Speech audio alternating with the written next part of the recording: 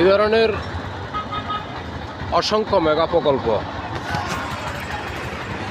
যাকে দেশের জঙ্গলি রাজাকার উগ্রবাদীরা ফেসিস বলে, সে ফেসিস সরকার কিন্তু গড়ে দিয়েছে।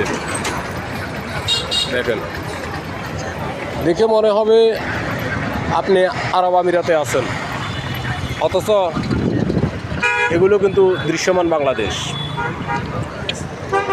শেখ হাসিনা সরকার এদেশের মানুষের কল্যাণের জন্য এই দৃশ্যমান প্রকল্প,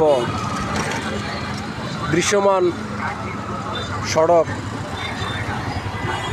কোনো কিছুই আপনার কমতি নেই। সব কিছুই কিন্তু শেখ হাসিনা সরকার গড়েছে শুধু এই দেশের মানুষের কল্যাণের কথা ভেবে। আর এদেশে কিছু কুলঙ্কার বসে বসে শেখ হাসিনাকে ফেসিস বলে। আর দেখেন সেই সরকারের উন্নয়ন প্রকল্পগুলো, এই রাস্তা দিয়ে কিন্তু তারেক জিয়া গত কিছুদিন আগে এসেছেন ভোটার হওয়ার জন্য। এর পাশেই কিন্তু নির্বাচন কমিশনারের অফিস, এটার পিছনেই। আর শেখ হাসিনার দুর্নাম করে, অথচ শেখ হাসিনার প্রত্যেকটা উন্নয়ন প্রকল্প ভোগ করে খাচ্ছে।